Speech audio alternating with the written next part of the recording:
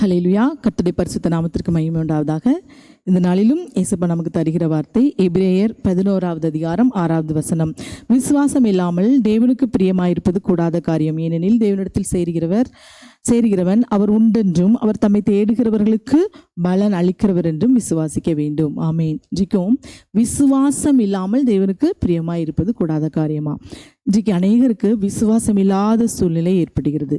ஏன் நம்ம வாழ்க்கையில் விசுவாசம் இல்லாமல் போகிறது? இன்றைக்கு ஒருவேளை விசுவாசம் இல்லாத ஒரு சூழ்நிலை இருப்பீங்கன்னா உங்களுக்கு தான் இயேசப்பா இந்த வார்த்தை உங்களோடு கூட தான் பேசுகிறார். ஆமேன்.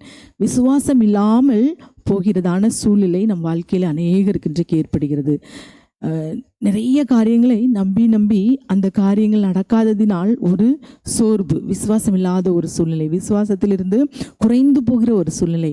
இங்கே வேதத்தில் நீங்கள் பார்ப்பீங்கன்னா, வேதத்தில் ஏசப்பா சொல்லியிருக்கிறாங்க, அநேக இடத்துல ஏன் உங்களுக்கு விசுவாசம் இல்லாமல் போயிற்று என்று சொல்லி ஏசப்பா இன்றைக்கு கேட்குறாங்க. பாருங்கள், மத்தேயு 8:26 சீஷர்களோடு கூட படகில் அவர் பிரயாணம் பண்ணி கொண்டு போகும்போது அந்த சீஷர்களுக்கு என்ன உண்டாகிறது? விசுவாசம் குறைந்து போகிறது. அந்த இடத்துல பாருங்க, மத்தேயு 8:26 அதற்கு அவர் அற்ப விசுவாசிகளை ஏன் பயப்படுகிறீர்கள் என்று சொல்லி, அதே போல மார்க் 4:40 அவர் அவர்களை நோக்கி ஏன் இப்படி பயப்பட்டீர்கள்? ஏன் உங்களுக்கு விசுவாசம் இல்லாமல் போயிற்று? ஏன் உங்களுக்கு விசுவாசம் இல்லாமல் போயிற்று? ஏன் பயப்படுறீங்க?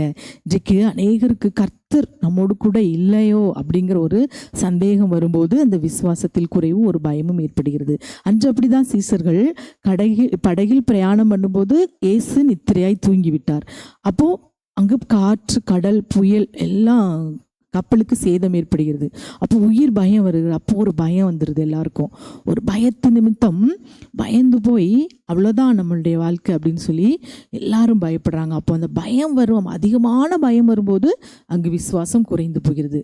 அதே நமக்கு விசுவாசம் இருந்தால் பயமே வராது. அப்போ நம்ம வாழ்க்கையில் விசுவாசம் குறைவதற்கு, விசுவாசம் இல்லாமல் போவதற்கும் காரணம் வாழ்க்கை குறித்ததான ஒரு பயம், ஏசப்பா மேலே ஒரு நம்பிக்கை இல்லை, அவர் நம்மோடு இல்லையோ, அவர் நம் காரியங்களை பார்த்து கொள்ள மாட்டார் என்று சொல்லி. அப்போ தான் கர்த்தர் அந்த இடத்துல எழும்பி என்ன சொல்கிறார்? அற்ப விசுவாசிகளே ஏன் பயப்படுகிறீர்கள் என்று சொல்லி எழுந்து காற்றையும் கடலையும் அதட்டினார். அதனுடனே மிகுந்த அமைதல் உண்டாயிற்று. இன்றைக்கும் அருமையான தேவனுடைய பிள்ளைகளே, உங்கள் வாழ்க்கை படகில பிரச்சனைகள், போராட்டங்கள், கடன் பாரங்கள், வியாதி, சத்துருவின் பிடி, இப்படிப்பட்ட ஒரு சுழல் காற்று உங்கள் வாழ்க்கையை, படகை மோதி கொண்டிருக்கிற வேளையிலும் நீங்கள் பயப்படாதீங்க. கர்த்தர் இருக்கிறாரா இல்லையா என் வாழ்க்கையில் என்று சொல்லி ஒரு பயத்தோடு நீங்கள் காணப்படுவீங்கன்னா உங்கள் விசுவாசம் குறைந்து போகும். அவர் உங்களோடு கூட தான் இருக்கிறார். ஆனால் அவர் என்ன செய்கிறார்?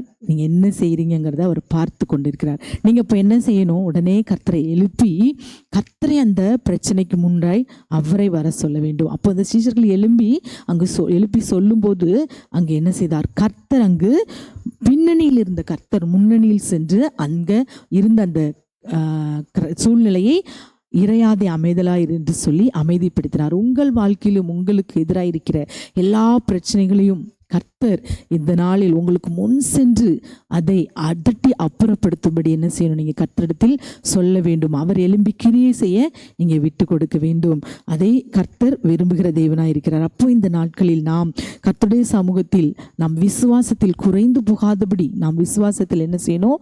இந்த நாளில் பயப்படாதபடி கர்த்தர் இருக்கிறார் என்று சொல்லி, அவர் என் வாழ்க்கை படையில் என்னோடு கூட இருக்கிறார், என் காரியங்களெல்லாம் அவர் பார்த்து கொள்வார் என்று சொல்லி நாம் அவரில் நம்பிக்கையாக இருக்கும்போது அந்த விசுவாசத்தில் குறைபடாதபடி நாம் காணப்படுவோம். அப்போ நம் விசுவாசத்தை கெடுக்கிற இந்த காரியங்கள் எல்லாம் இருந்து என்ன செய்யணும்? நாம் இந்த நாளில் கர்த்தருக்கு முக்கியத்துவம் கொடுக்க வேண்டும். இன்று நீங்கள் தீமோத்தேயு 1:4 நீங்கள் 4வது அதிகாரம் 1 தீமோத்தேயு 4:1 நீங்கள் வாசிப்பீங்கன்னா அங்கு விசுவாசத்தை விட்டு விலகி போகக்கூடிய காரியங்கள் என்னவா?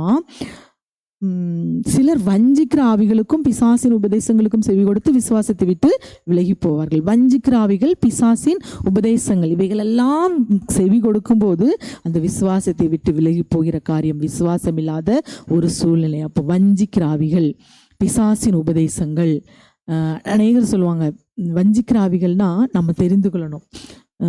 நீங்கள் விசுவாசத்திலே கர்த்தருக்குள்ளே வராதபடி உங்களை வஞ்சக உபதேசத்துக்குள்ளே கொண்டு வராங்களா? அதெல்லாம் வஞ்சிக்கிற ஆவிகள் தான், வஞ்சக உபதேசங்கள் தான். அதிலிருந்து என்ன செய்யணும்? நீங்கள் விலகணும். அப்படி இல்லைன்னா உங்கள் விசுவாசம் விலகி போய்விடும். பாருங்க, உபதேசங்களுக்கு செவி கொடுத்து விசுவாசத்தை விட்டு விலகி போவார்கள். அப்படிப்பட்ட பிசாசின் உபதேசங்கள், பிசாசின் மனுஷர்களுடைய வார்த்தைகள் இவைகளுக்கெல்லாம் நீங்கள் செவி கொடுப்பீங்கன்னா உங்கள் விசுவாசத்தை விட்டு நீங்கள் விலகி போவீங்க. ஆமீன். ஆகவே இந்த வேளையில் அப்படிப்பட்ட விசுவாசத்தை விட்டு விலகச் செய்கிற காரியங்கள், விசுவாசம் இல்லாத நம்ம வாழ்க்கையில் விசுவாசம் இல்லாமல் போகக்கூடிய சூழ்நிலைகள் எல்லாவற்றிலிருந்து என்ன செய்யணும்? நாம் விலகி இருக்க வேண்டும். விசுவாசம் இல்லாமல் தேவனுக்கு பிரியமாக இருப்பது கூடாத காரியமாகவே இந்த வேளையில் கர்த்தருடைய பிள்ளைகளாகிய நாம், இயேசப்பா என் வாழ்க்கையில் உள்ள இந்த ஒரு வேலை இன்றைக்கு நீங்கள் விசுவாசித்து அதை நடக்காததுனால சோர்ந்து போயிருக்கீங்களா? ஜெபிப்போமா? இன்றைக்கி என்னோடு கூட சேர்ந்து ஜெபிங்க.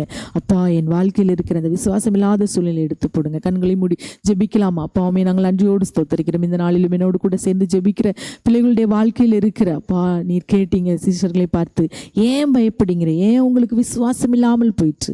நீங்கள் நல்லா தானே விசுவாசத்தில் இருந்தீங்க, ஆனால் ஏன் உங்களுக்கு விசுவாசம் இல்லாமல் போயிற்று? இன்றைக்கும் விசுவாசத்தில் இருந்த பிள்ளைகளுக்கு ஏதோ ஒரு சூழ்நிலைகளால் விசுவாச குறைவு இருக்கும் என்றால் ஆவியானவர் தாமே அப்பா கப்பலின் பின்னணியில் நித்திரையாயிருக்கிற தேவன் பிள்ளைகளுடைய வாழ்க்கை படகில் இருக்கிற எல்லா பிரச்சனைகள், போராட்டங்கள், கடன் பாரங்கள், நோய் என்கிற சத்துரு எல்லாவற்றிலும் இந்த நாளில் ஒரு பெரிய விடுதலை கட்டளையிட்டு அப்பா அந்த விசுவாசத்தை வர்த்திக்க பண்ணும்படியாய் ஜெபிக்கிறோம்ப்பா. இயேசுவே உம்மை ஸ்தோத்தரிக்கிறோம். பெரிய காரியங்களை செய்யும் அப்பா, உம்மை துதிக்கிறோம். ஜெபிக்கிற ஒவ்வொரு பிள்ளைகளும் உடைய கரத்தில் ஒப்புக் கொடுக்கிறோம். சகல துதிகன மகிமை உமக்கே செலுத்துகிறோம். இயேசுவின் நாமத்தில் ஜெபிக்கிறோம் நல்ல பிதாவே. ஆமேன்.